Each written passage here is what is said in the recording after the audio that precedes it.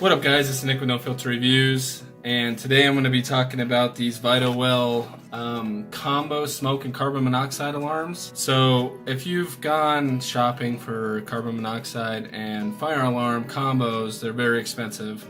I got a 3-pack, and the link's in the description, but I got a 3-pack of these for 50 bucks. But how do we test them? The smoke alarm is obviously very cut and dry.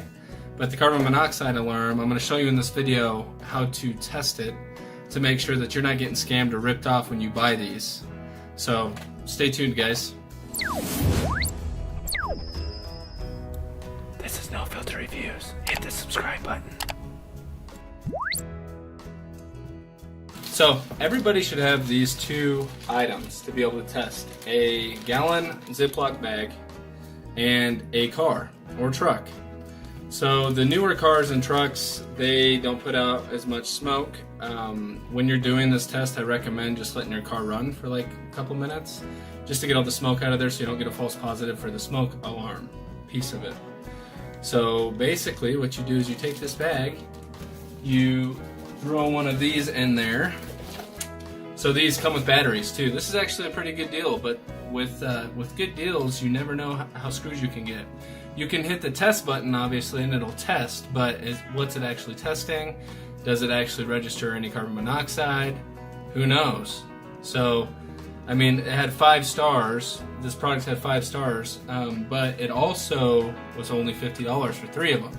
So I just wanted to do an extra test and make sure that this worked correctly. So, take your gallon bag, put it in here. Obviously, make sure the batteries, make sure it's working. The batteries are in it, and then let's go out to the vehicle and go to the exhaust and fill this bag up.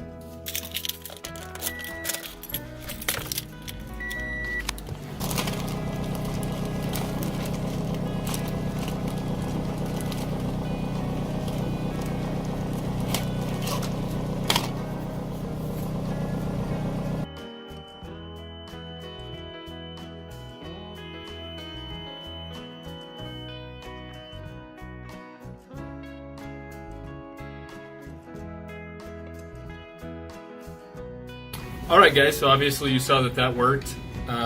It's a cheap, effective way to test, cheap alarms, just to give you that extra peace of mind to make sure that these things are going to work as designed. When you buy these things online, you're putting a lot of trust in these companies that they're not going to scam you, and the test button's going to work appropriately, and so on and so on. So it's just kind of good to do a test real quick to make sure that it actually picks up carbon monoxide, because testing the fire smoke function of this is extremely easy for obvious reasons.